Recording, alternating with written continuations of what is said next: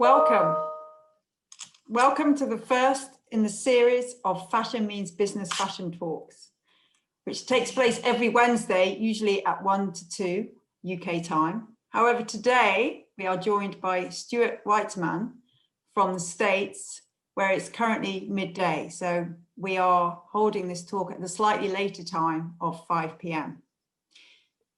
So it's with great pleasure that I welcome Stuart, the well-known shoe designer who's been honored with numerous awards for his work in the world of fashion and entrepreneurship. His shoes dominate red carpet events and are worn by loyal celebrity fans like Meghan Markle, Kate Middleton, Beyonce, Taylor Swift, Jennifer Lawrence, the list goes on. Millions of women wear his shoes in over 70 countries across the world. So it's with great pleasure that I hand over to Stuart, who is going to share with us how his entrepreneurial journey has taught him, above all, that you can't do it alone. Thank you very much. Over to you, Stuart. Well, that's a very nice introduction. I should have had you on my PR team when I was running the company. I think one of you told me that there may be upwards of 250 or perhaps even more watching this talk today, which makes it the most attended I've given this year. And in fact, if I think about it, there may be even more people listening to me today than attended our ex-president's inauguration. So I thank you for joining me. Before I get into my entrepreneurial journey, I'd like to just make a couple of points that are so relevant to anyone about to begin a career. And since my understanding is that most of you are students, and you're the ones I really hope to pass some lessons along to, regardless of who else might be listening, my talk will be geared to you. So I will caution you first, as confident as you might be when you go out into the world, I have found that there is nothing more valuable than working elsewhere first. The school you're at and the classes you take prepare you for your career, but they really don't engage you in it. And if you can find a company that is doing what you hope to do in years to come, what you will get out of that is invaluable and not possible at the university level. In my case, I worked for a shoe company. I actually sought them out more than they sought me out because they were making the kind of product I hoped to make in my career. And I got from them, in the 5 years I stayed there, a complete knowledge of all the best retailers in North America who I would hope to sell and relationships with them. I met so many suppliers who made the best products in Spain and Italy that could produce a fabulous shoe, people that would have taken years of accumulation to try to know who they are and have relationships with. Many mistakes were made, and guess what? I didn't pay for any of them. The company I worked for did, but boy, did I learn from them, and I never made those same mistakes in my own career. But more important than anything, and I don't think you can beat this, I met 3 people working in the same firm who I took with me when I left to start my own. My experience has taught me that to find 3 compatible and capable employees who can be executives for you, you probably have to hire 10 because you whittle them down over time to find the 3 that really work. And I found them because I worked elsewhere. I encourage you to think about that as an opening path. And as another important thought, be careful when hiring friends. You like them, they're funny, you get along well, but in business, things can change. And if they do, just imagine how difficult it is to separate yourself from them. You know, there's that cliches are often cliches because they're true. And people have too often said, If you loan money to a friend, you lose your friend and you lose your money. And if you hire a friend, that may turn out to be the same case. So I caution you about that before you take that route. And then you're going to fail at something. I did. Everybody does. You're going to learn from it if you put your mind to it. And if you think about this fact, every time something goes wrong, or you even have to start anew, 90% of all new businesses fail. 90%. And yet, for those who give it a go a second time on their own, 80% succeed. The problem is that only a quarter of those who failed the first time ever try it again. So it's that persistence and determination that you have to hang on to, and that will put the odds in your favor. So now I'd like to talk about some of the things that I have learned. Really, they're truisms in careers for designers and entrepreneurs, because of the fact that they evolved in my company. We often call them Stuisms, as a play on the truisms. But the first one, can we pull up slide number 1?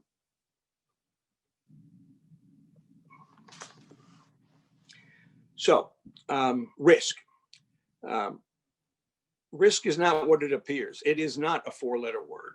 Risk is actually a friend, especially for designers and for entrepreneurs, because it can take us to places that without taking risks, you will never end up. And because of the careers we're in and we plan to pursue, well, just think about this. If you're going to be a doctor, of course, you can't take a risk. Risk can't play a role in your career.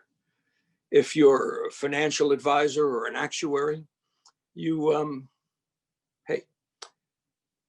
have to measure your risk. You just can't go out and take it. You really have to measure it. And if you're a lawyer, well, then your entire career, you're defending against the risks your clients never should have taken in the first place. But as a designer, as an entrepreneur, risks are your friend and they will take you places. And I took one when I first started my company. Can we go to slide 2? Okay. I think you all recognize Aretha Franklin.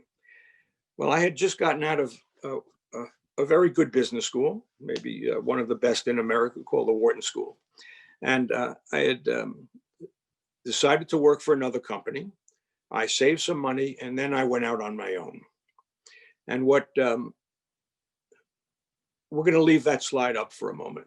And what I did was I took 1/3 of the capital that I accumulated, and I invested it in a factory that made one-of-a-kind shoes, not mass production, but one-of-a-kind shoes. And these shoes were to be made for celebrities. I had noticed that at red carpet events, actresses were wearing different dresses, never the same. Some other company's jewelry, never the same on 2 of them, but shoes were often the same style, the same color, because no one was making them custom shoes, but they were making them custom dresses. And if I could do that, I thought maybe I could get an entree into the celebrity world, which would be terrific publicity and create my niche and give me a handle to hang on to and to open doors at retail stores, because I might be the only one doing it. And I called up the stylist that I knew from my previous job and told her what I was doing. And she said, "Oh, gee, we're going to dress Aretha Franklin for the Grammys, the American Music Awards." This was 1983. And if you have something that goes well with a dress, that would be great. So I got a picture of the dress. I designed a few shoes, sent the sketches, and the shoe she's holding is the one she wore, labeled "For all the world to see, Stuart Weitzman." I told the stylist that no one on the red carpet is going to ask Aretha who made her shoes. They're going to ask about the dress. They're going to ask about her hair. Certainly, what jewelry is it? How much is it worth? They stop there. Maybe Aretha could do me a favor and just say, oh, and by the way, my shoes are also made by Stuart Weitzman. This is what happened. She's holding the Grammy in the left hand. She's got the shoes in the right hand. She thanked everyone for that Grammy, her agent, her parents, her songwriter, her friends. And then she took off her shoes and said, and I also want to thank Stuart Weitzman for making me such beautiful and comfortable shoes. That turned out to be a risk well worth taking, an investment in a factory that was only giving away product, was not even selling it. 23 million people saw Aretha that night and heard her say that. And within a month, there wasn't a stylist in Hollywood who hadn't sought me out to make shoes for other celebrities. And that became my niche. Of course, it's a beginning. And I have to make more of it than that, because you can't make a living giving away shoes to celebrities. You can maybe become well known, but a business is a business, and it has to continue month to month. Here's where the second truism, I would say, and maybe the most important of any of us who are in the careers that we're in. Can we go to slide number 3? And that is our imagination.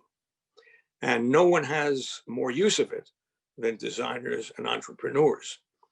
We have to use our imagination to the best of our advantage. But here's the problem. You can take that down. We lose it as we grow up. We start off, they give us crayons, right? And we're drawing things with crayons, and they're colorful and they're fun, and they come out silly because of the thickness of the point. And then we start writing and then typing and then word processing and the computer, and we're doing things more by rote than by imagination. And we have to get that back. You designers, you who want to own and run your own business, you have to hang on to, even recover your imagination. And whenever I had something that needed to be done, that I thought should be done in a more unusual way, I thought of this story. Stories kind of remind me of staying on the right track. So there's this little girl, and she's in kindergarten, and I guess 5 years old, but she is not a happy camper. She sits in the back row. Her eyes and her mind are elsewhere, except when it's drawing class. And then she is one happy kid. Her face is always down looking at her sketch pad. The pencil is always in her hand. There's a smile on her face. She is really having a good time. And our teacher noticed this and went over to her. Julie, she said, "What is that you're drawing today?" And the little girl said, "Oh, I'm drawing a picture of God." "Oh, but Julie, none of us know what God looks like." Well, the little girl looked up and said, "You will in a minute." Now, that's not the kind of imagination we still have, but it's the kind of imagination we should have. And when I say it's about the most important asset people like us should develop and use, I don't think that's an understatement. Your education can get you so far, right? Certainly 1 to 100, if you want to make a scale, that's where your education can get you. Your imagination can get you to infinity. And I'll point out again why you need it. Many of the concepts that you students are learning at university, they're going to be obsolete even before you've paid off student loans, if that system exists in your country. It certainly does in ours. And then imagination is really just about the last remaining means to gain advantage over your competitors. So work at it, think about it, develop it, and use it. I had to when I decided we needed to start an advertising campaign. Of course, in those days, it was all magazines. Social media wasn't a factor yet. And I thought of Julie and her comment to create the kind of ad campaign that might make a very strong statement to the public. Can we pull up slide number 4, please? I was obsessed with shoes. My kids said it, my wife said it, even my friend said it. And we talked about this within our marketing department. And we came up with that tagline that you see here, a little obsessed with shoes. And it was Halloween time. And I ran this ad in Vogue, in Harper's Bazaar, in InStyle, and in People magazine. I wasn't advertising shoes, obviously, but I was advertising our company's personality. And people loved this ad. We had mothers ask for copies of it to put up in their children's rooms. And it proved to be so successful that we continued this campaign past the 6 months that we planned, but for a year and a half. In fact, no shoe company has ever won what's called a Clio Award. You'd know it as the Oscar of the motion picture industry. The Clio is the same thing in advertising. And we won a Clio for the next ad that you can put up now, page number, slide 5. So that's my Dalmatian, Stuart's dog. We ran this for about 2 months. Powdered out the spots, stenciled on with watercolor, of course, so it's easily washable, all the shoes, and wow, was this a hit. Now you flip through 1,000 pages of Vogue magazine in their September and March issues, and you see 500 gorgeous women in beautiful clothes, in beautiful shoes. And after a while, you just turn the page. But when you got to this one, everybody stopped. It was the most time spent on a magazine page in September of that year, according to the statistics that some people figure out how to keep. And it got us, again, more known as a brand and more known. I would say I didn't do anything in the launch of my company that was more impactful than this. And it was simply imagination that did it. I absolutely recognized in my young career, I wasn't making a shoe yet as beautiful as the brands that had been there for decades. And I didn't want to compete on that plane. So I created my own plane, and we stood alone on it, and we stood out on it, and boy, did it work. Another absolute truism that comes to play in everything in the world of business and in your career too, is the role of leadership. So entrepreneurs by nature have to be leaders. Designers probably will eventually have a team under them, even if they're not in their own business, and they have to be leaders. And well, here's a cute little picture that kind of says what I'm about to say. Let's go to number 6. Great leaders don't tell you what to do. They show you how it's done. Just like the mother hen here. We can take that off as we're not selling eggs today. But leadership, they do lead. And at the same time, they listen. I'm going to tell you something. In my life, I never learned a thing while talking. I only learned while listening. You can take this picture down. At the same time, you have to be careful about how much listening is done. Because if in your meetings, common opinion is what is important, that's dangerous. It usually leads to the decision being the lowest common denominator. So you still have to retain your leadership role, even when you're engaging your team. Be careful about market shifts, especially in the world of fashion. Things change overnight. The future has a way of arriving unannounced. And we have an iconic baseball player over here, a guy named Babe Ruth. And he's quote, I love this thing, this quote, it's attributed to him. You can't win tomorrow's games with yesterday's home runs.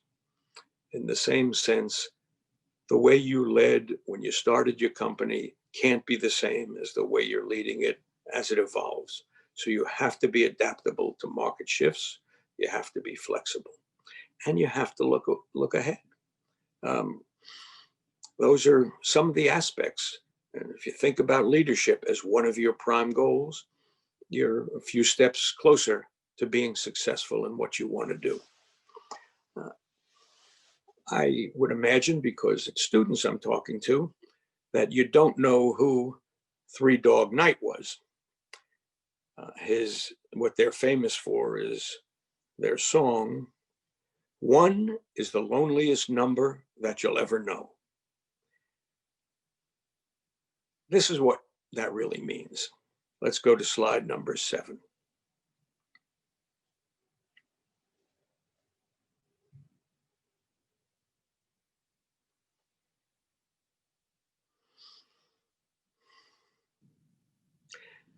I titled my talk about "You Can't Do It Alone" because it proved to be one of the most valuable moves that we continually make in our company.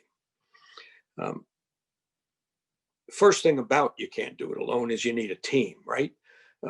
Your team, and when you hire that team, well, these are the things I found that are really valuable. Hire nice, hire smart.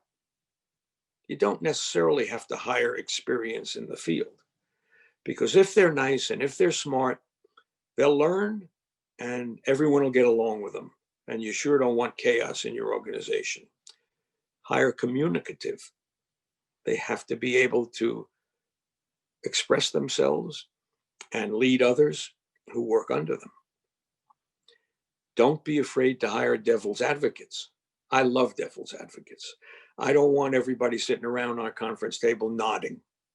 I want people turning their heads the other way, because devil's advocates, well, they often solve the problem better than anyone else, and they come up with better solutions. So they're always part of my team, and I would suggest they be part of yours.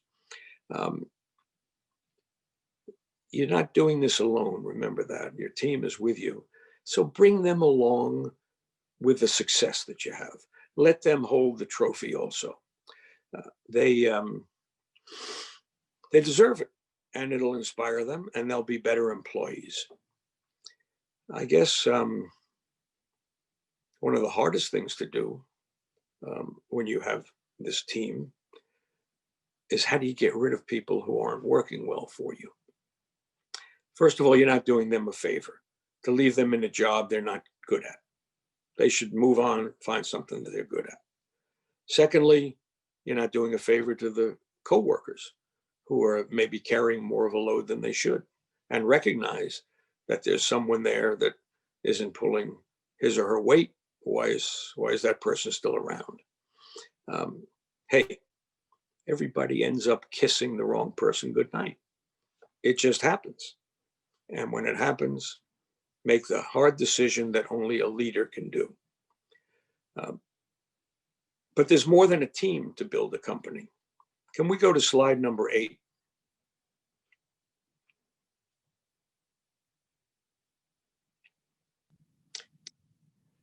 Let's leave Sir Isaac Newton up for a moment. When I was at Penn, a roommate of mine suggested I read his autobiography. I don't know the first thing about physics. I'll tell you, I didn't then, I don't now. I knew gravity. When I would go ice skating, I blamed gravity on my falling down all the time. Although my girlfriend knew it was my 2 left feet, but that's about all I knew about physics. So why did I want to read Isaac Newton? He said, "No, it's a great story. It's what drove him. It's what motivated him. It's not about physics. It's about the character and determination." Halfway into the book, a chapter is entitled, "If I've gone farther than others, it's because I've stood on the shoulders of champions." You can take old Sir Isaac down now. But think about that. I've stood on the shoulders of giants. Here is a giant saying that he's where he is also because he stood on others' shoulders. Boy, if he can do it, I can do it. I never forgot that saying of his. It has been with me my whole life in almost everything that I need to do, and certainly in the business. And here I found myself in a position of being very successful making shoes for celebrities. They're not paying for them, most of them. It's a very small market. I'm really not building a big business economically yet, although it is helping us build a brand name. And I needed to get into the day world of footwear fashion, the kind of product that people pay for, wear all day, replace, buy new ones each season. And there was one super celebrity whose shoulders I wanted to stand on. And at the time, that was Jennifer Aniston. Everybody loved Jennifer Aniston. Everybody. She was the most adorable thing on Friends. She was married to Brad Pitt, and then he dumped her for the other woman that most people really didn't like. So we loved Jennifer even more. And I thought, wow, if I can get her to wear our shoes, that will be noticed, and maybe that'll open a lot of doors for me. I called our store in Beverly Hills, and my manager was straight out. He said, Jennifer's never been in our store. The word is she doesn't go shopping, really. She buys everything from Scoop.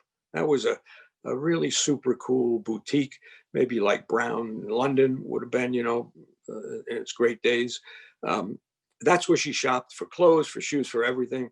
And so there's no chance, Stuart, really, even if you make her custom shoes. I believe determination and perseverance outweigh everything else, and I wasn't giving up. I really wasn't. So I thought, how am I going to get to Jennifer Aniston if she won't come into our store and see what we make? The only answer was, and I hope you people, you students are recognizing this, is I had to sell Scoop. Then I had a chance, because that's where she shops. And I did convince this woman to look at our product. She told me it was too common, so to speak, meaning it was at Neiman Marcus next door, at Saks Fifth Avenue down the block, in our own store on Rodeo Drive in Beverly. She wanted shoes and sought out product that was not in other places, that was made for her, that looked unique and followed her vision of what her customers would love to wear. So I made her some special designs. I told her I could make them exclusively for her, give her that for a year. And if she liked them, they'd be hers. And she loved one shoe. Let's pull up this picture, number 9, of Jennifer.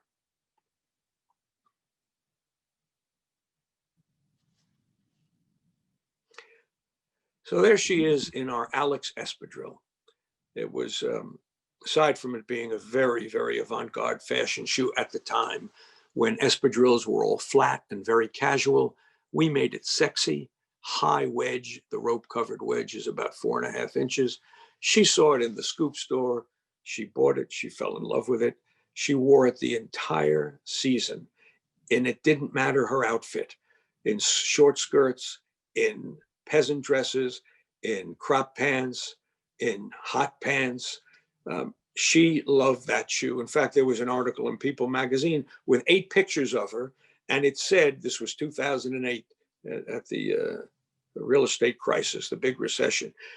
The article was headlined, "Beat the Recession Like Jennifer Aniston. Stuart Weitzman's espadrille goes with everything." You can't even buy an ad like that, right? So I stood on her shoulders, but I took it a step further.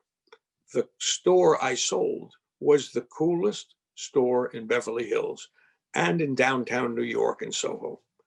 And when she said she wanted exclusively, I thought about how I could take advantage of that. And I asked her, how would you like to have the shoes labeled, made expressly for Scoop by Stuart Weitzman? Well, of course, she bought into that. I wasn't doing it as a favor to her. I was doing it as a favor to me. I was tying our brand to the coolest store in the neighborhood. And everybody noticed that. And before long, the biggest companies in America who had 50 and 60 stores like Neiman Marcus and Saks, even Bergdorf's, they wanted to know why they didn't have the shoes that Scoop had, you see, because she sort of set the trend. So I not only stood on Jennifer's shoulders, I stood on Scoop's as well. And boy, did that teach me a lesson. And it didn't stop there. I used the same concept and began to sell stores in London where I knew Kate Middleton was shopping, hoping that a little bit of luck would fall my way and she'd pick something up. Let's go to slide 10. So here she is on her honeymoon, okay? She's wearing a 4.5-inch wedge pump in navy suede on a mountain cliff, by the way. And I don't know if you all remember this or read it or were young enough to have read it. She was written up in that dangerous position on mountain cliffs, walking around in those high heel wedges. And almost no attention was paid to her husband because her actions were so seemingly outrageous that it became the story, especially on the fashion pages. And if you go to the next slide, slide 11, the sandal that we made her with that same wedge that she loved, that sandal also was picked up by her on her honeymoon, and she's about to play a game of beach volleyball with young kids in 4.5-inch wedge sandals. So that sure paid off. You can take Kate down now. I want to tell you how much further this actually went. We had at the time a terrific marketing director, and she said to me, I don't want to make shoes anymore and give them away to these TV actresses. We have so many A-list actresses. What do we need to bother with them for? It's a pain in the neck. We get no credit. It's listed at the end of the show. Nobody stays around to see it. And anyway, it's a lot of shoes and a lot of trouble. Okay. So I, challenged her a little. I said, who are they and how many shoes do we make? And it was about 80 pair a season because they got 4 pair each and there were 20 actresses. That's 160 a year. And, I said to her, Susan, I said, it's not that much when you add up all the pairs we give away to celebrities for publicity, but you never know where these girls can end up. So let's keep trying it for a while. And if you look at the next slide, 12, well, you'll see where they end up.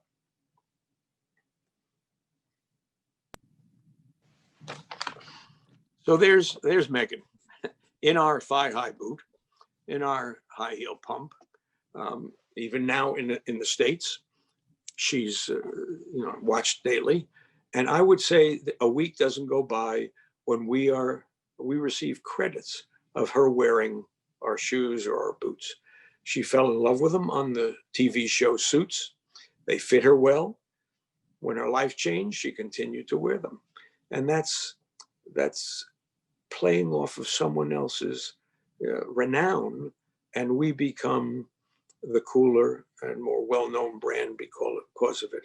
So when I say you can't do it alone, boy, you really, really can't. I felt it was about time for us to start to advertise. And an incident occurred that really changed my company. And you have to keep your eyes open for these kind of things because you never know when something can occur that you can make a lot out of. I was at a wedding, sitting with 4 couples, friends of mine, as people sit you that way at a wedding. And one of them had their daughter, a Stanford University student.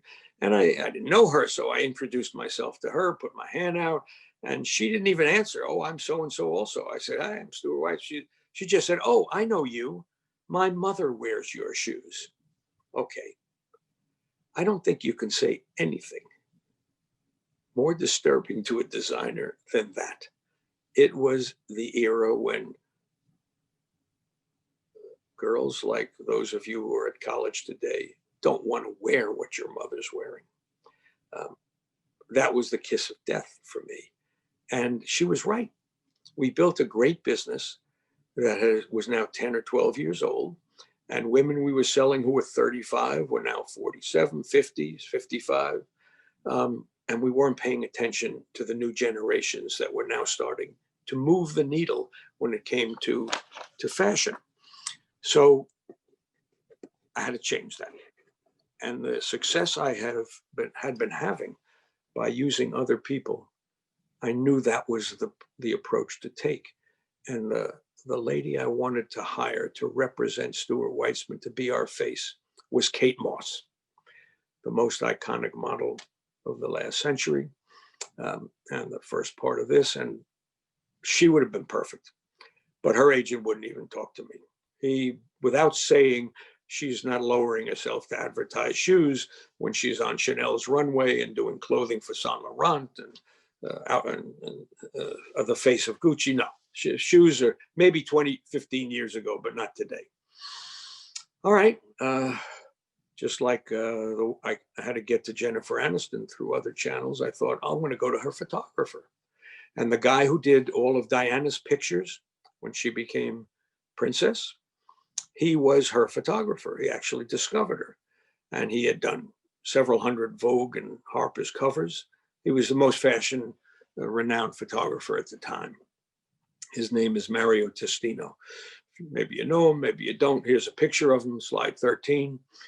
But the point is that Mario was her photographer. So I thought, if I can get him, maybe he'll get me her. Problem is, he gave me the same story as the agent for Kate. I'm doing this, I'm doing that. Shoes don't really interest me. And I asked him, who are you doing a campaign for this year? And he said, I'm doing Chanel. Have you ever done Chanel before? I asked him. He said, this will be my 5th campaign. You know, I'm beginning to understand this man's ego and thinking, how can I play into it? And I said, no one's going to remember your new campaign. It'll be your 5th. Maybe it won't even be as good as your 4th or your 3rd. It'll just be another campaign, another notch in your career, but not something that stands out. However, if you did a great campaign in footwear, everyone will remember that. And not only will they remember it, but your competitor, Bruce Weber, will be so jealous that he didn't do it. Well, that was the chord that, changed his face. He smiled at me. You can take Mario down now. He smiled at me and he said, all right, good idea. I'll do it. But because my brand is as important to me as yours to you, I have to control it. Of course, that's what I wanted, right? I mean, why else would I go to him? So my heart starts pounding. I said, well, Mario, I said, you have a model in mind. And it felt like an hour before he answered me, but I think it was only about 4 seconds. He said, it can only be one. It's got to be Kate Moss. Okay, I certainly agreed with him. Let's go for it. And he said, but I want to tell you something. I don't want to just do a beautiful ad campaign. We're going to do that. I want to do a video campaign also. I don't think anyone's ever done that in your industry. I said, no, I know of none. He said, well, we're going to do one. I said, I didn't realize you do videos. I don't, but I have a friend who does them, and he owes me a favor, and I'll get him to do a great video for us. Who is that? James Franco, he said. So here I am, this little shoe guy. I now have lined up Kate Moss, Mario Testino, and James Franco, and they're going to take me into the future. I know it. And sure enough, the video that James Franco did, if you go to slide 15, we can see the video. It won us our 2nd Clio award. To this date, no other shoe company has still won a Clio but us. Hello? Hi. Yeah, I'm on my way. There's loads of traffic. Okay. See you in a bit.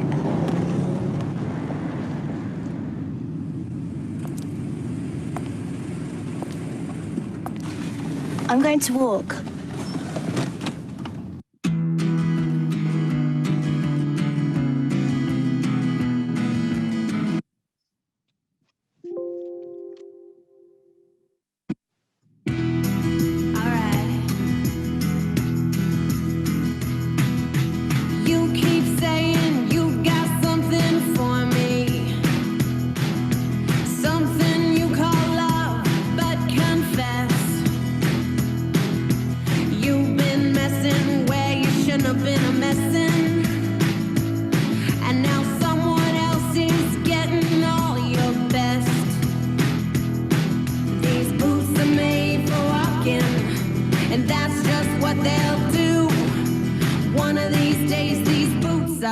gonna walk all over you.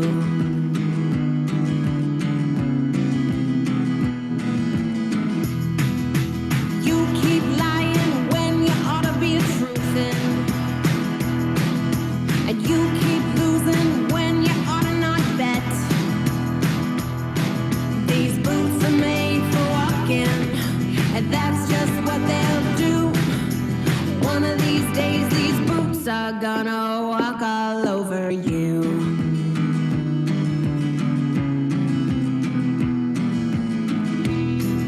Are you ready, Boots?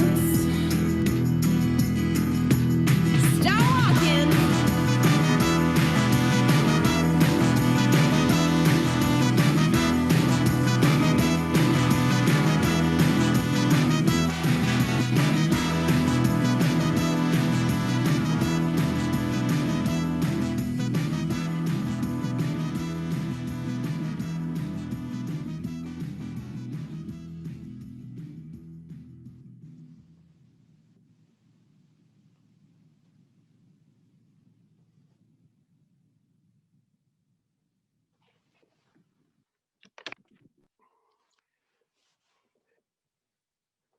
Well, of course, that video was very valuable to us and did us a great service.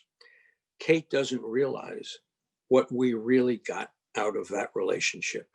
Much more valuable than her performance, let's say, in that video. When I had her lined up, I went back to Spain where I create the collection and make it. And I realized I did not have anything in our line that would look like it belonged on Kate Moss. The girl at the wedding was absolutely right.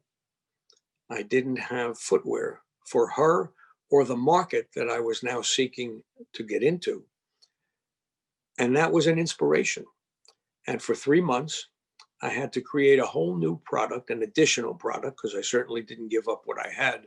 The business side of me was clear that the business we built was going to stay, but we needed to add an additional layer to it. And that's when I came up with the 2 boots you saw her wearing.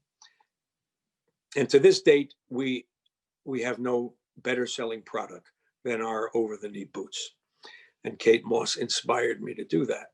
And probably without her, it would have taken me a lot longer to recognize the importance and the way to get into this younger marketplace. But I wasn't through using other people to do things for our company. I wanted to open retail stores. It was time for us to have that presence from both a branding perspective and a business perspective.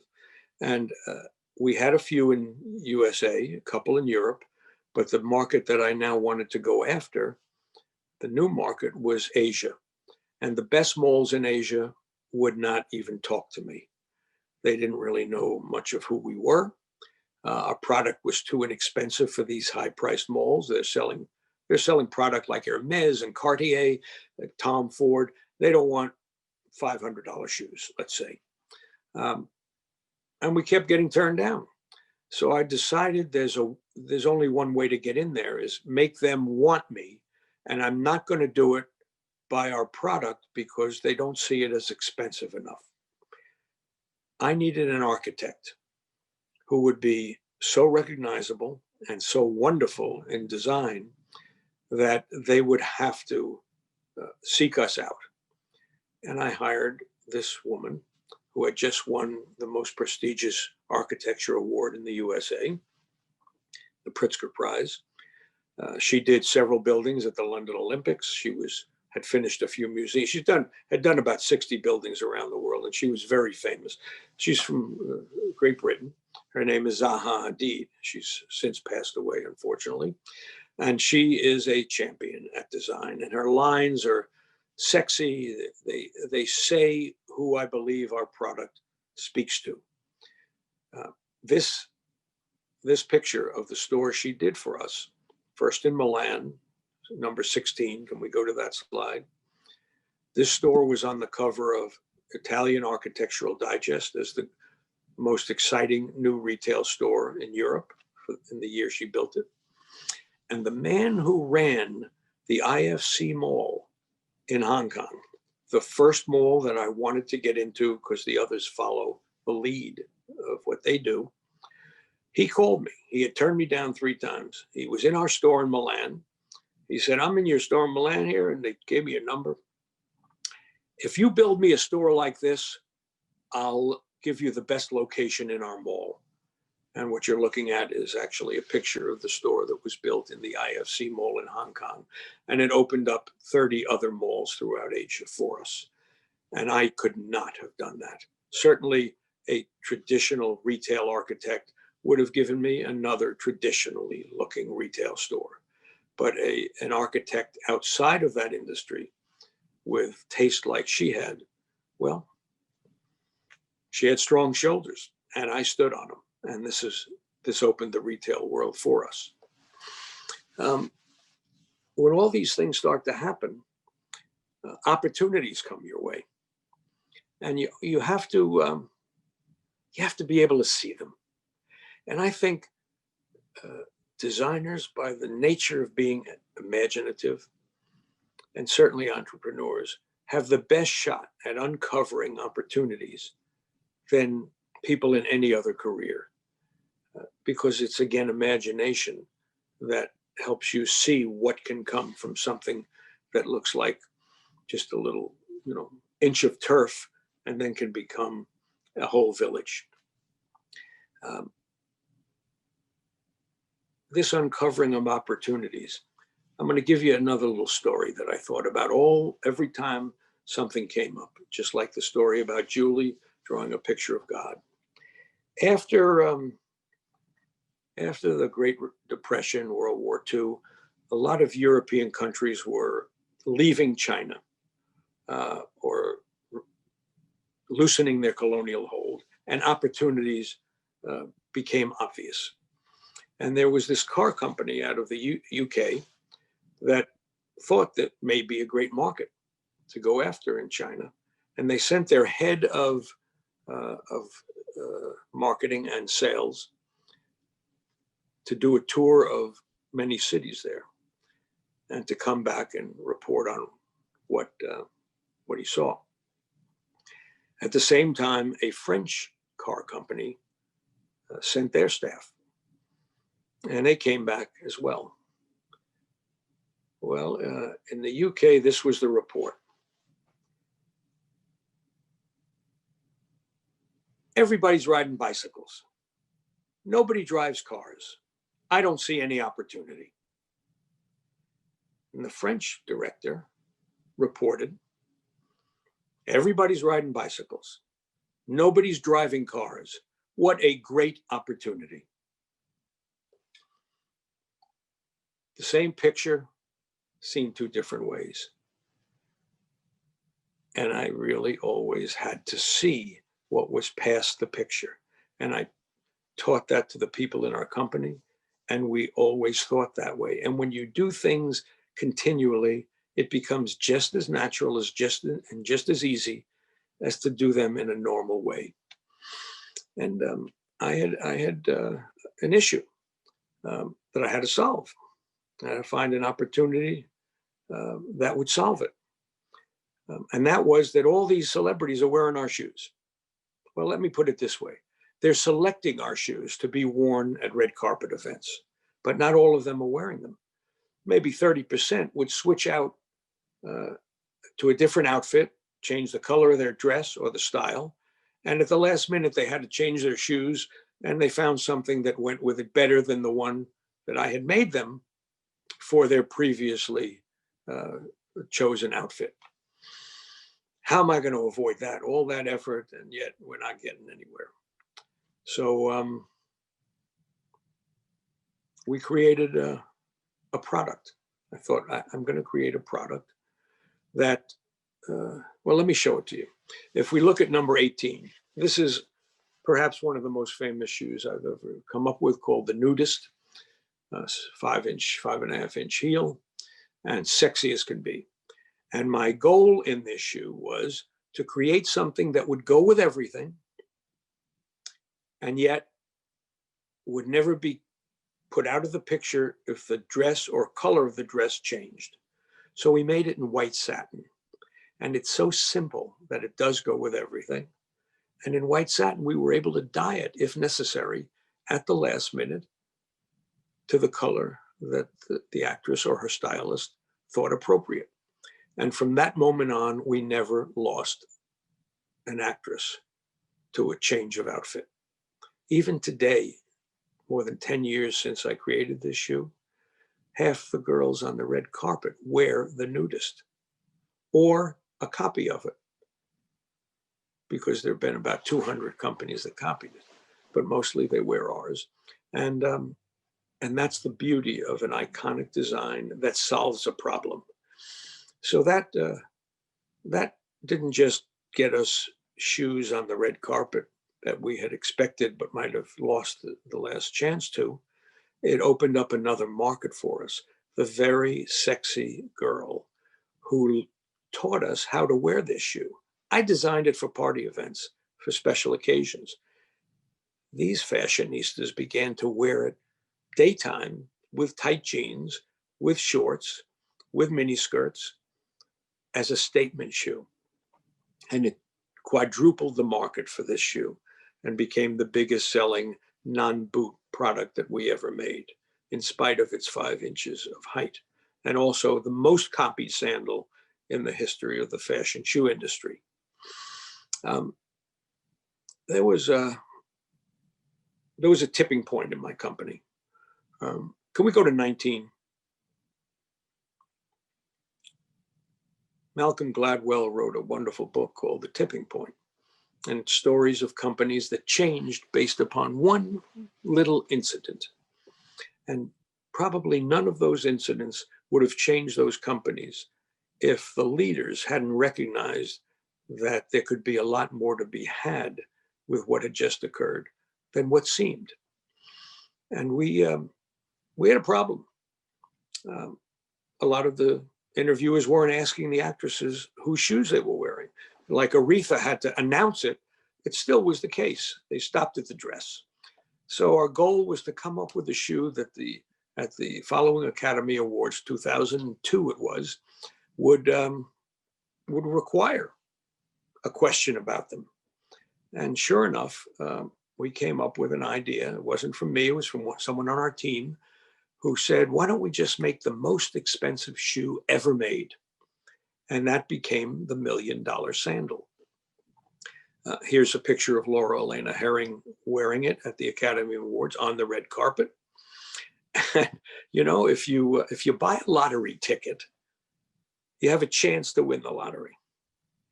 If you don't buy a lottery ticket, you can't win the lottery. Well, we bought a lottery ticket. We spent $1 million to make a shoe and get it on someone we knew was going to be there, because she was one of the 2 stars of a nominated film for Best Direction, Mulholland Drive. And Joan Rivers approached her and yelled, Laura, get over here. Everybody wants to see Stuart Weitzman's $1 million sandal. I think I said 23 million people were watching the Emmys when Aretha mentioned our shoe. 250 million people worldwide heard Joan Rivers say that and saw Laura in that shoe. This had a much greater opportunity than just that one-off event that evening. And I decided to go after a worldwide market now, branch out of North America, because I believed our brand name would be recognized thanks to that Academy Award incident. So I invited over 200 retailers in Europe and in Asia to come to our show in Paris that we were going to present the collection, and to come see the famous $1 million sandal. Of course, they all wanted to see the shoe, so nearly all of them came.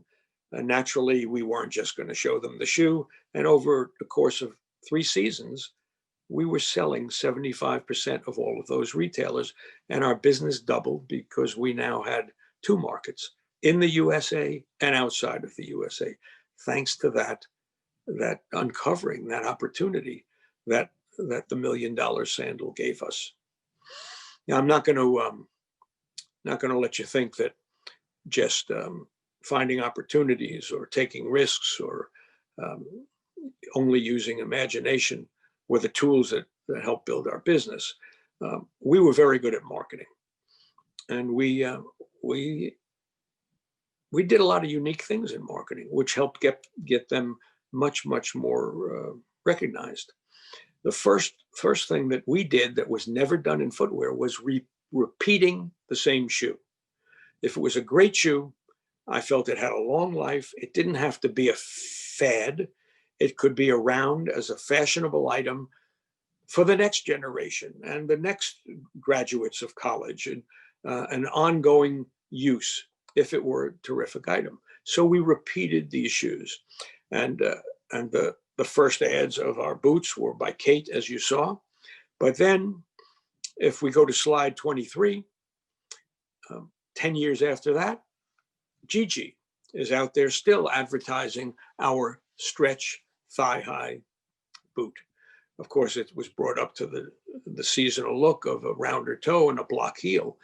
We played off her kickboxing activities that's how she exercises, so she says. And it was a great campaign with Gigi. But it didn't stop with her. In the next picture, you'll see Taylor Swift.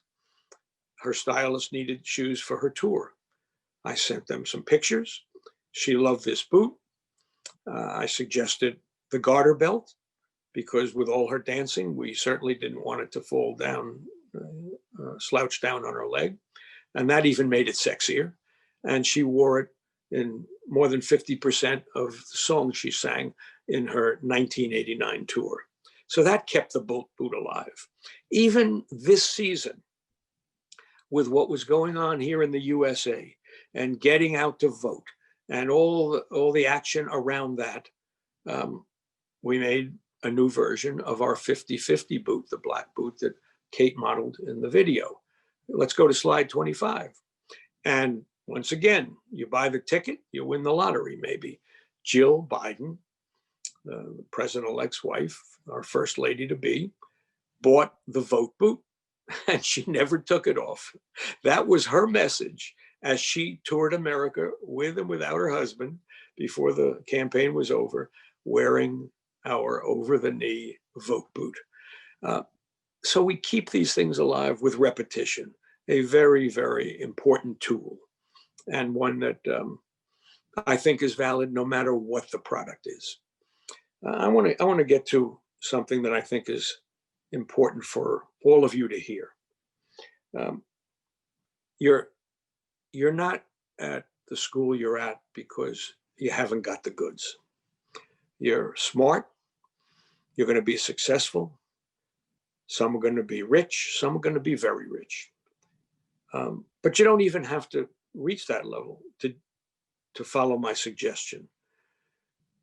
We all feel great. Everyone I know who's ever engaged in giving back to society feels great about doing that. Number one right here included. And you don't have to do it by writing a check only. It's nice. I'm sure they'd love to have money in different organizations like the British Heart Foundation, for example, you name it, to continue their research and their goodwill.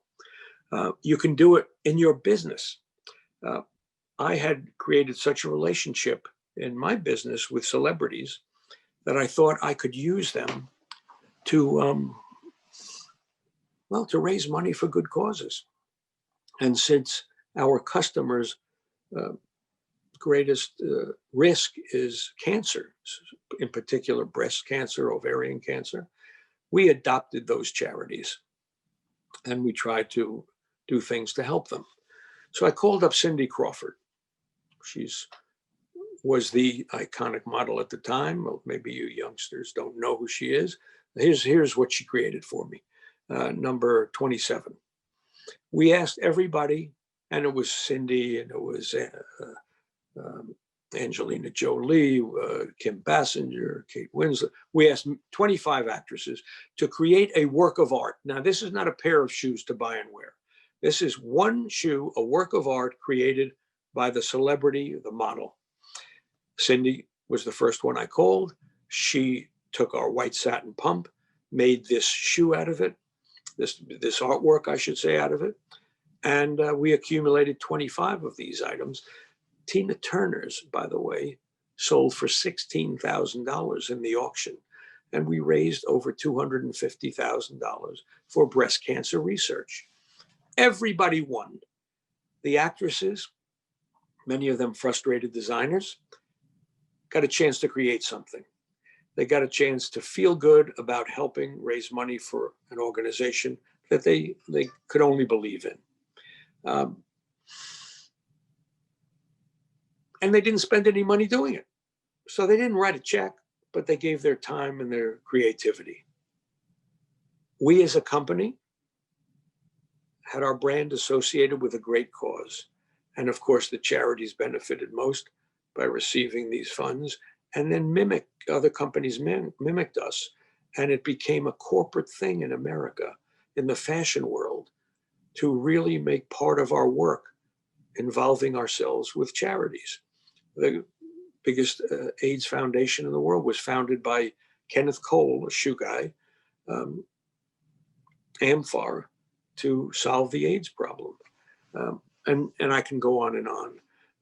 The next slide shows what we did the following season with athletes. Serena Williams, Michael Jordan, our famous NBA basketball star, they each created their shoes, and we raised another ton of money. And it can get even bigger. You never know how big this can get. In fact, we had such a relationship with Gigi Hadid that we asked her to go a step further and design with me a style that we could put on the market and give the proceeds to a wonderful charity. We picked out one that builds schools in third world countries called Pencils of Promise. And the first season, she created a boxing boot, similar to the kind of thing she would wear when she'd do her kickboxing. And it helped us build 3 schools in Guatemala, Laos, and Ghana. The next year, well, let me let the video speak for itself.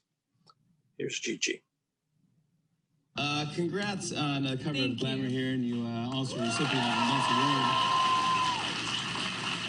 Woman of the Year, congratulations on getting a nice award. Come on. Thank you. It's Woman of the Year feels like a really big thing, and like no one wakes up feeling like Woman of the Year, you know? No. So. But you do now. Yeah, but still don't. I know, but tell me about this new shoe line and what you're doing here. So this new shoe line. So last year, my first collaboration with Stuart Weitzman has already gone towards building 3 schools. They're done. One in Guatemala. Is that right? Yeah, one in Ghana and one in Laos. And these shoes will go towards our commitment to build another 3 in the same countries. So it's awesome. And if you bought the shoe last season, your money has already gone towards schools that are up and running. And yeah, it's really cool. How does that feel? It's awesome. I love it. That feels great. It makes me so happy. What are they called again?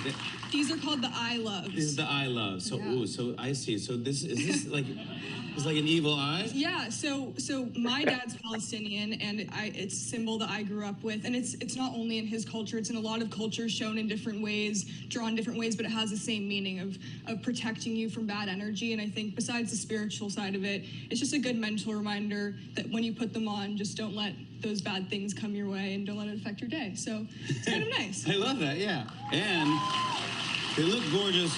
We actually got a couple of pairs in my size. Okay, this is what I asked for. I'm so glad. Did they fit? These are the I... Those are the I Love More. I Love More, because there's more eyes, and this is the I Love More. You guys, Jimmy is the only man in the world that these are made for. They're only for women, but we made them in his size. You can wear them if you're a guy. I think they're so cool. You're gonna walk in them? No. Yeah. Okay, wait. We're gonna front mono. I mean, this is not bad. Is that like that? Up like that? Yeah. Not bad. Hey, they're comfy. They look amazing. I'm gonna wear these around the house. Yeah. I love them. Yeah. And your toes are warm, right? Oh, totally. They're toasty. This is fantastic. Great. Again, Pencils of Promises. Pencils of Promise. Yeah. Congratulations on that. Thank you so much. Well, So you can imagine, right? 5 minutes on the #1 talk show here in the USA. Maybe it would have cost us $4 million at $250 every 20 seconds. And we got it for free, just using our imagination. And you heard Gigi say, after he mentioned how many schools were built, it makes me feel so happy. She really believed that. And she became part of it. And that's what I mean about, you can always create ways to give back. And it doesn't always mean waiting for a knock on the door and writing a check for someone begging. Actually, it's more impactful if you can make it so that everyone benefits. And I had a favorite, let me end it kind of with this. I had a favorite singer that I grew up with. His name was Kenny Rogers. I think his most known song is The Gambler. Well, anyway, there's a refrain in it that has always stuck with me. The gambler, he stopped speaking. He turned back towards the window, crushed out a cigarette, and faded off to sleep. But in his final words, he found an ace that I could keep.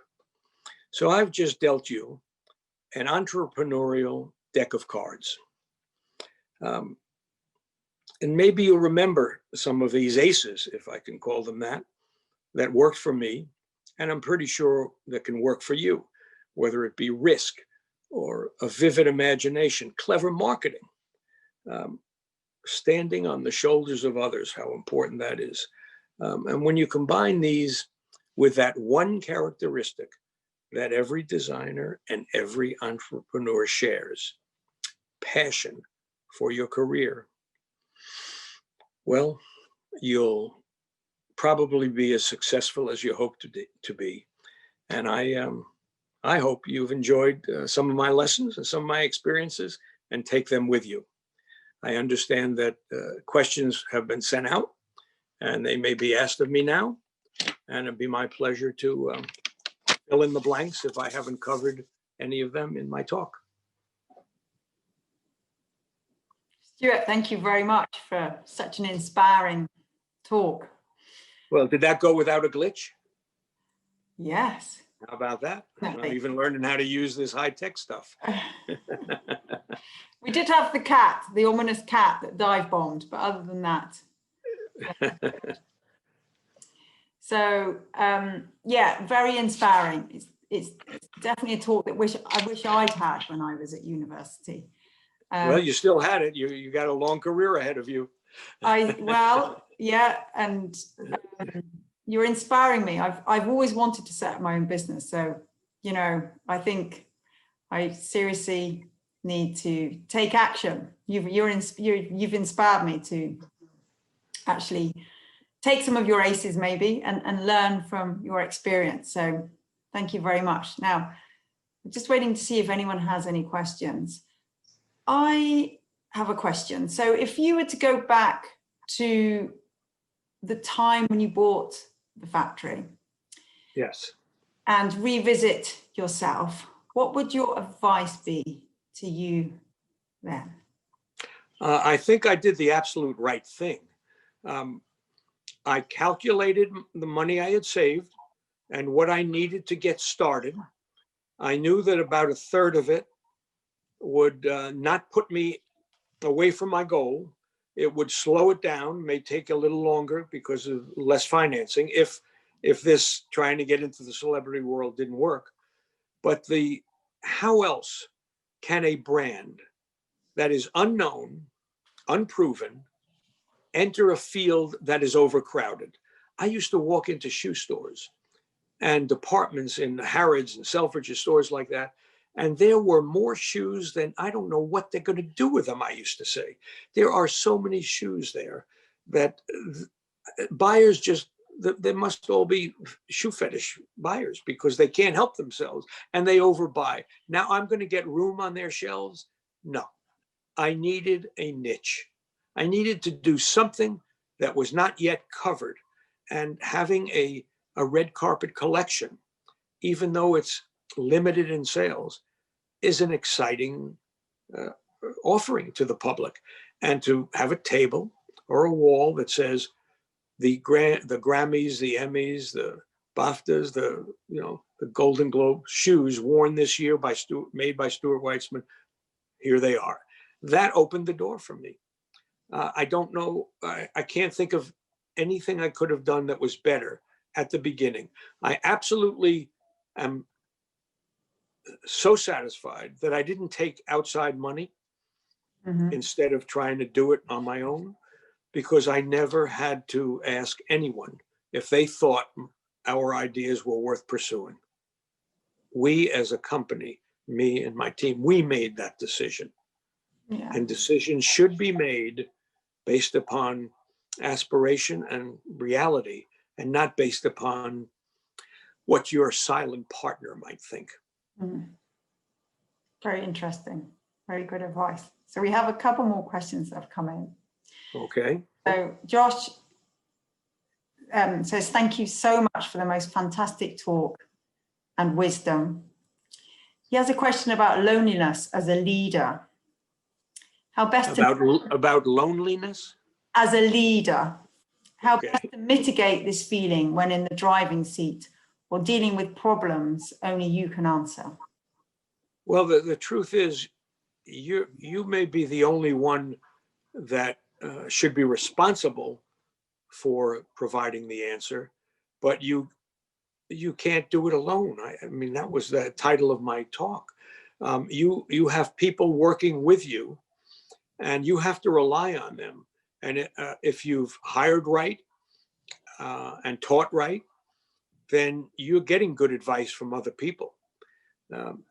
Now, if you're in a one-off business that it's just you, I don't know, I never had that issue, but I would suppose you just have to persevere and get through it. You know, people talk about talent, even about genius. Cemeteries are filled with talented people and brilliant people who we don't know about. But the ones that persevere, that are determined, with less talent maybe, and certainly less genius, they're the ones that we hear about. And I think that you can always make up for not having that, that natural ability by working your tail off and never giving up and learning from your mistakes. I know I am never been and never would have been the best and most creative designer in the world, but I incorporated a business logic because you need to do more than just make a great product. People have to know about it. You have to put it in front of them somewhere. You can make, in our world, my industry, you can make the greatest looking shoe at the right price, at the right time, but if it's in the wrong store, your customer will never see it. And that's where thinking outside of the box plays such a big role. And I think that loneliness, it never should be there, because even if there isn't a physical person to talk to, there are others to read about, to learn from. There are muses. I never had one live muse, but I had 12 muses at the most, 8 to 12 muses every time I built a collection. It started with Marilyn Monroe. I never knew of my muse, but I knew of my muse, and I learned enough about that person to inspire me to make, maybe a bridal collection or a celebrity collection or a career woman collection. They weren't there at my side, but they were right here in my head. Yeah. So I don't think you ever have to be alone. Yeah. And you also mentioned that you took people from the business where you'd been working before you set up your own business. So. Boy, if I hadn't worked there, it would have been years before. You know how much money I would have lost and mistakes I would have made before I got going. Oh my, I don't even want to think about it. What a good, that was very smart of me, I have to say. Yeah. I mean, I just gone through, it's like going through, like London School of Economics. and now you want to be a fashion designer. What? Why? What did you learn? I didn't learn anything at the Wharton School that taught me to be a shoe designer. Certainly. There are so few schools that even teach anything about shoe design. Yeah. Your city happens to have one, but I don't think there's one in America. I really don't. Probably there are in Italy, because it's a big industry there. So working elsewhere, that was my graduate school. Yeah. So Zena is asking a question. What is your best advice for young creatives looking for new opportunities in such a competitive industry? So you did mention that there's a sea of shoes and you were thinking, why would they buy my shoes? So Zana's asking, best advice you could give her, new opportunities in such a competitive industry. So I assume by industry, she means the fashion world. Not necessarily Yes. shoes. Am I right? Yes. I think that way. Okay. First of all, I don't see why you should think negatively. Forget about this competitive industry thing. Everything's competitive. It's just part of life, and that can't be an obstacle to you in your mind. It may be once you're out there, you're going to run into people who are better or worse, but don't hang on to that as an obstacle. As far as the best advice, there's nothing better than doing what you really have a passion for, what you love. So if you're broad enough in your talent to love all aspects of fashion, then you just go for it. But you'll always be better if you concentrate. I concentrated on ladies' shoes, not men's shoes, not kids' shoes, ladies' shoes. If you're going to make couture clothes, let's go back, because who wants to make them today, right? But in the era when you had that opportunity, then you concentrate on that. Maybe you become great at it. It may be all you ever do, though. If you get into more mainstream and you want to make separates, and you're really good at putting things together when you dress, and you don't just buy it off the mannequin, but you notice that you can find this skirt in Debenhams and that sweater and the Gap and that T-shirt and somewhere else. Maybe combinations of materials. Maybe you're good at wearing unusual materials and then creating a career out of making them.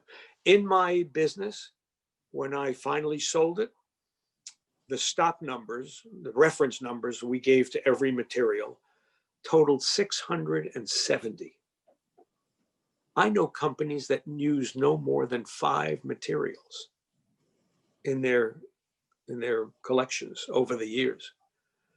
But we were specialists in making shoes that made you smile, because wow, look at that shoe made out of cork, for example. And it's so neutral a color. I can wear it with jeans. I can wear it with a beige skirt. I can wear it with linen. And we, more of my time was spent at non-trade shows, meaning non-footwear or leather industry shows, than at those that catered to our industry. The fabric shows, the plastic shows, this glass heel that I made on a wonderful shoe that there's not enough time to tell all the stories, which was a recreation of Cinderella's shoe. I got the material to make that at a plastics show. And now, 30 years later, almost every shoe collection in high fashion has shoes sometimes or other in perspex, plexiglass. So you have to feel what really drives you. And if it's in a concentrated area that you can expand to later, that's even better, because you get good at it quicker. If it's broader, eventually one of the things in that broad world will appeal to you more than another, and pay attention for that. Good advice. So question that's come in, what are the most important factors to build a successful brand? I feel that you've probably answered this, but maybe. Well, actually, what I talked about was building a business. In building a brand, there are other specific things to bear in mind. Good question to ask.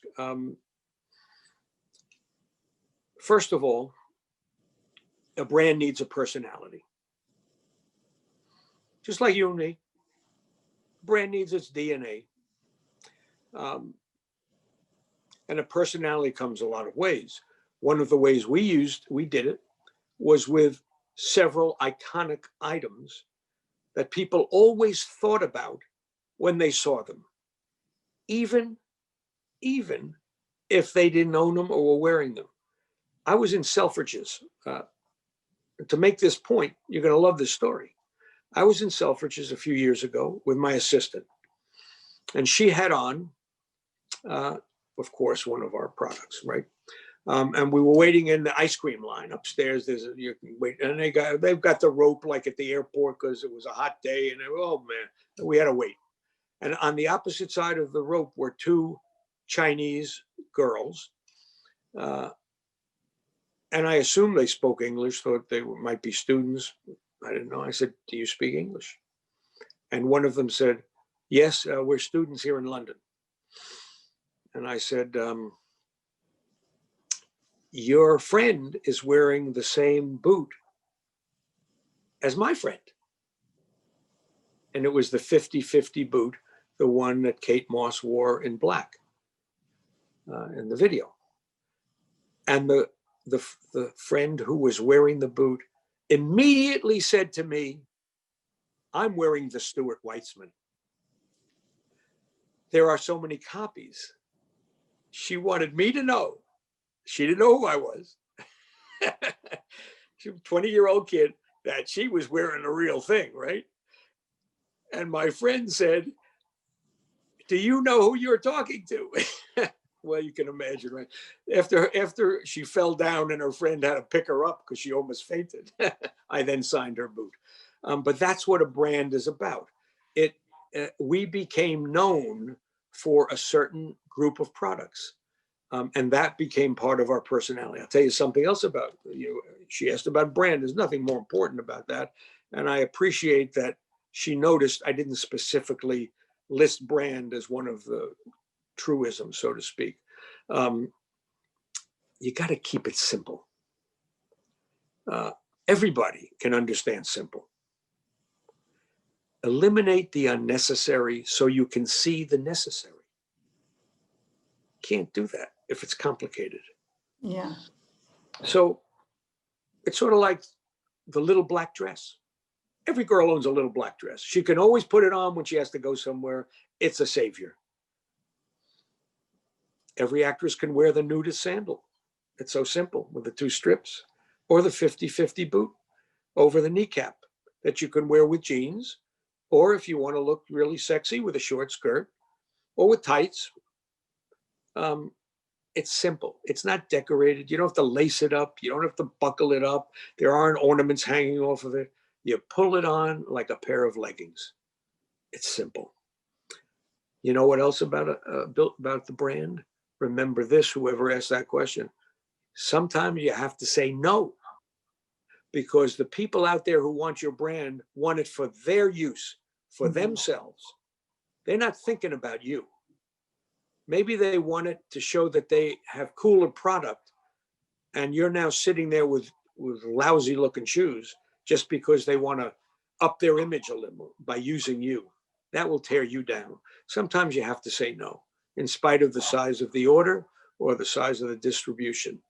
You certainly have to experiment with your brand, because you never know where the next wonderful iconic item is going to come from if you keep making it similar to what you've always done. So there's a certain percentage that I call revolutionary in your brand building.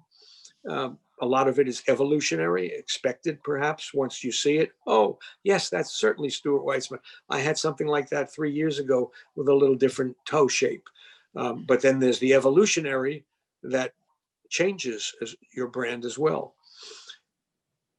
You're all, listen, today's students are they're very liberal minded.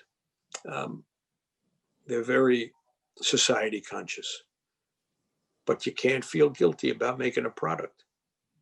or you don't have a company. I'm sorry, not a product, a profit. You can't feel guilty about making a profit. It's the blood that flows the firm. So if you feel guilty about it, maybe you should go into social work, because you need to make a profit to run a company. And finally, I would say base that brand on values, not on rules. Rules are too restrictive. They're kind of like the horses that wear the blinkers when they're running, so they don't see it. You know, I can't turn left or the head left. You don't want to wear blinkers. You don't want rules. You want values. Values give you flexibility. They make you relevant when things change. They keep you fresh.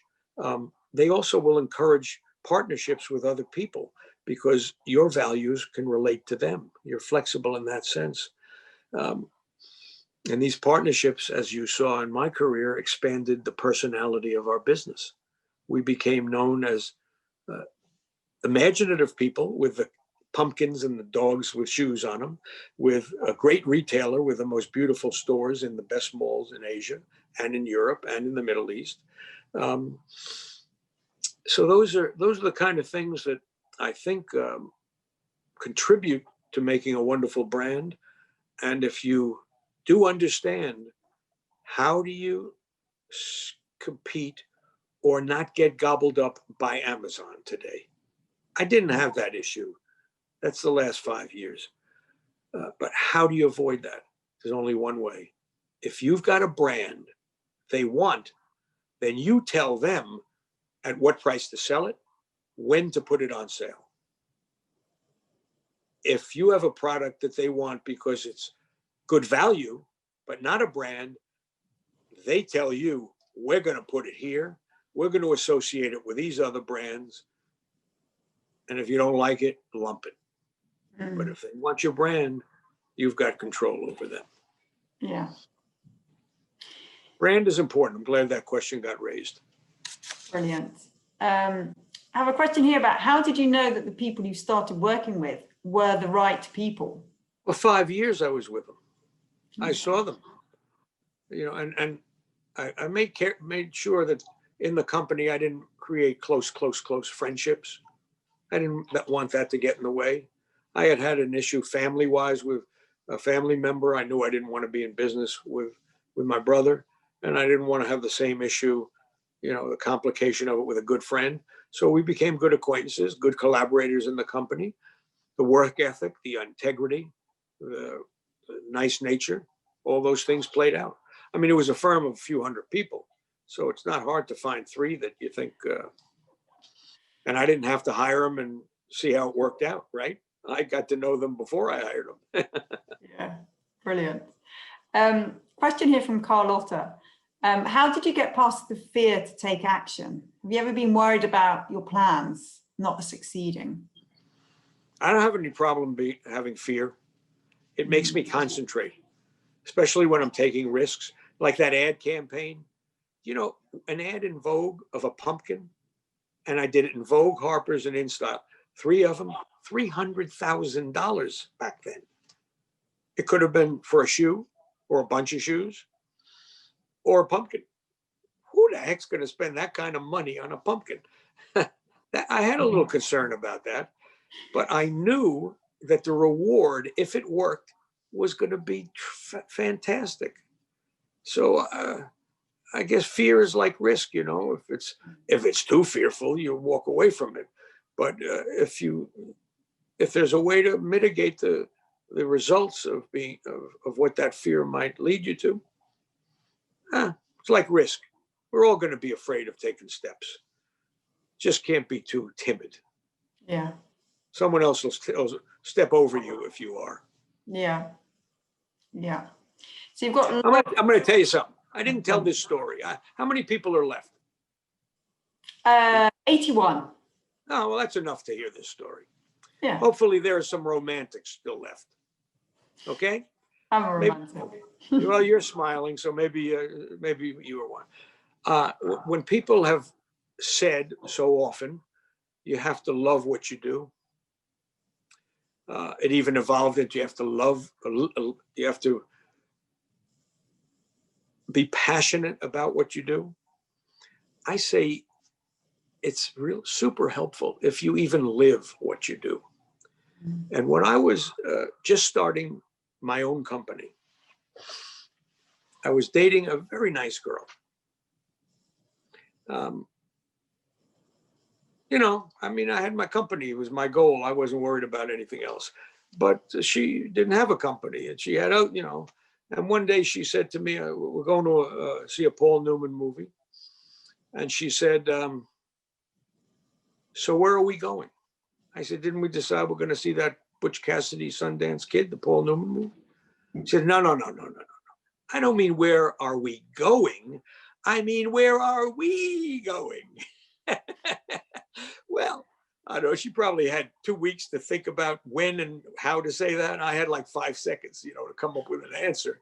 And I don't even remember what I mumbled, but it was something like, can I get back to you kind of thing. And to her credit, we went to see the movie. It was fine. There was no tension. And she had a big family event a few weeks later. And I told her, if you give me a piece of the fabric of this dress you're having made, like a meter of it, I can make you a pair of matching high-heeled pumps, court shoes. Okay, I was kind of the style then in a dress like that to match it up. It isn't today, but it was. So I made her these shoes. And I went to pick her up at her apartment. And I had the box in my hand, you know, and I put it on the floor, took the top off, sort of like Cinderella here. And she pulled out one of the feet and slipped it on, stood up and said, whoa, boy, they're so pretty and they're comfortable. I'm going to wear them tonight. I said, great. There's Cinderella. I found my Cinderella. So she ruffled through the paper and picked up the other foot. And then her eyes teared up and her face got all serious. And she looked up at me. She had just noticed that the label in the shoe said made expressly for Mrs. Stuart Weitzman. How about that, huh? Great story. Well, about 10 seconds went by and she got all serious again and said, does this mean I'm not getting a ring? She got the ring, she got the shoes, she got me. Oh. So I kind of lived my life in a, you know, an unusual way. And whatever I like to do, I do it, have fun with it instead of just doing it. And it translated into my business too. So Yeah, love what you do and live what you do. And if there's anyone out there who has a better proposal to his or her mate than that one, I'd like to hear that story. That's a great, I'm going to share that story. It's a good story. Lots of really fantastic complimentary comments about what a fantastic talk, inspiring talk. Actually got loads of questions. Well, I'm going to tell you something. My two daughters, who are my biggest fans, boy, do they love their daddy and I love them. They love to see things like that. So if you want to forward me some nice things that people said, I'm going to pass it off to them. Okay. I'm hoping I'm not in control of the questions here. So I'm hoping there is some way that we can capture all the comments and all the questions. I'm not going anywhere. So, you know, my tennis game is in another hour and a half. Okay. So there's quite a common theme, quite a lot of students asking about advice for students that are graduating this year and looking for a new job in the fashion industry. So is there any advice you could give? I mean, there's lots of nervousness because we're in a pandemic. Hey, you know my first advice, right? Do I have to repeat that? What is it? Your first advice, imagination was the first one, or was it risk? You weren't listening.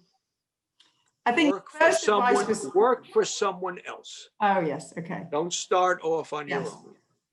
And make it easy for them to hire you. Of course, we all want to work for what we think we're worth.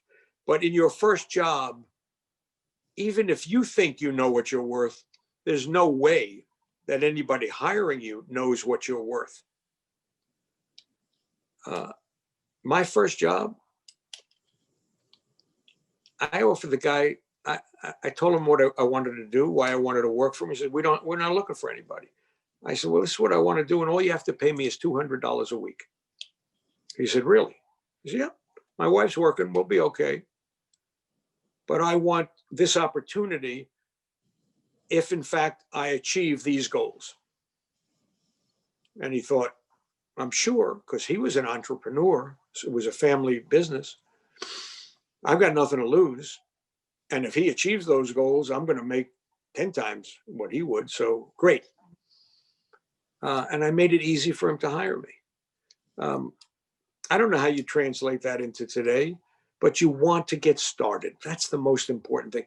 It's not about, you don't want to work for someone because you want to work for the money. Can I tell you another little story? I love to tell stories. I love your story. So, I hope the person who asked that question is still on. Just kind of let's put ourselves back in, we're like in the Middle Ages, okay? And this guy's walking out in the fields and he sees a whole bunch of men banging with sledgehammer. And he stops the first guy and he said, what are you doing? He says, what do you mean, what am I doing? Can't you see what I'm doing? I'm breaking rocks. And he's got this sledgehammer, he's breaking rocks. I walked on along and he asked the next guy, hey, what are you doing? He said, I'm earning a living. Huh. Yeah. He kept going. I see you got the sledgehammer. What are you doing? I'm building a cathedral. Okay. Who would you rather have work for you? The one that's passionate, that's not just doing a job. The one who's building the cathedral. Yeah. Even though all he's doing is squaring off the rocks that people are going to put in place. And you have to give that impression when you're trying to get a job. You're not biding your time. You're not doing it because you need to pay the rent. You're doing it because you want to be part of something and help make it better. And I can do this for you, I believe, to help make it better. Whoever that person is going out looking for a job has to research the companies that he's going to or she's going to have this interview with, know exactly where they're going, read as much about them as they can, speak even in stores to customers if it's a consumer product, or to other people if it's a service. The more you know about them, the more you'll either realize, I'd love to work here, I don't want to work here, or I'm going to convince him I should work here because I know a lot about what they're doing. Those are some advices I can throw your way. Yeah. Build the cathedral. Don't just break the rocks. The sky is the limit. So Trixie says, thank you so much. What an inspiring lesson. What if you want to start your fashion business, but there is only a few or no suitable partners around? Does that mean you have to wait for a good timing before you start? Or do you telling you, go work for somebody. Go work for somebody. You got to get started. And what you'll learn from working elsewhere, I mean, my gosh, I know 100 people who would tell you the same thing that have done that. It's really the rare Mark Zuckerberg who can quit Harvard and start Facebook with a couple other people. That's rare. Also, it's a very technical thing he did in a very technical, obviously, I guess you can go to law school and just hang your shingle up. But can you imagine if you worked with 500 clients over 2 years before you hung your shingle up, how much easier it would be to get clients? So yeah, I can't express that any more strongly. Okay, brilliant. So Lucy. Hi, Lucy. Thank you so much for the fantastic talk. I've got a question in terms of celebrity endorsement. So you mentioned it brings you fantastic public attention, Gigi's talk, for example. But what if endorsement went in the wrong direction? Have you any experience of collaborating with the wrong person? Have you ever had a backlash on certain messages? No, I never had that, but I did hire what afterwards I realized was the wrong person, and it was an expensive mistake. It was a price I paid to learn from it. And she was great. She's one of the most iconic and wonderful women in the modeling world, and that's Giselle. And after Kate Moss, we hired Giselle. And I didn't realize till it was out there from people who saw her in different eyes. My excitement was, before Kate Moss, Giselle would have never even talked to us. Okay. Do you know who I'm talking about? Giselle? Okay. She's got this rock star boyfriend, you know, the best football player. Plus, she's the highest paid model on the run. But who was Giselle in the end? A 35-year-old woman, and the age had nothing to do with her looks because they didn't change, with 2 kids, a solid husband, not a rock star husband like Kate had. She was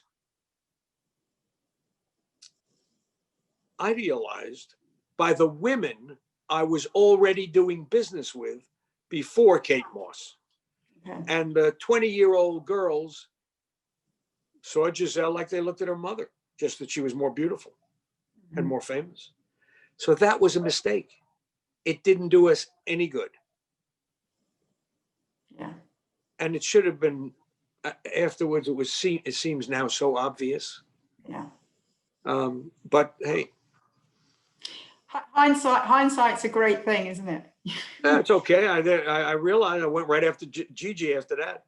Yeah, brilliant. So a question here about, there's quite a few questions about the pandemic and sort of around the uncertainty in the shoe market. And so how is the business going to navigate the future in the current and post-COVID climate with less people going out, buying less and possibly buying fewer shoes? Well, I'm going to give you some positive news. Okay. One of the countries that has solved the COVID crisis is the company that led it out to the world. In China, there is such control and patriotism for this control, I might add, not forced control, that there are no cases of COVID. If people get ill in a certain city, the few that do, they're sent to a central place to heal, to be cured. And they're not allowed to remain and risk the virus continuing to expand. So that country is doing business. I mean, I know about the footwear world because there are 40 or 50 Stuart Weitzman stores there. In October, it did as much business this year as it did last year. Okay. And in March, it didn't do any business. And in July, about half. September, 90%. It's back to normal. But normal in a different way. 70% of the sales in stores are not done by consumers walking into the store to try on and buy the shoe. They are done by the sales staff in the store, reaching out on media platforms like TikTok and all these others to customers they have, or to people who post Facebook videos of themselves in fashion light, and therefore they are a potential fashion customer. And they're doing 70% of their business that way. Then there's the pure internet business, which is not being generated from inside a store. And that's as big as total retail in certain segments of the market as well. That, I don't see any reason for that to change, if not continue to grow. But the amount of business being done in total is still the same. So when the Western world wakes up to the fact that we're too individualistic and not nationalistic enough to protect our society before our own personal pleasures. Till that happens, we'll have to wait for the vaccine.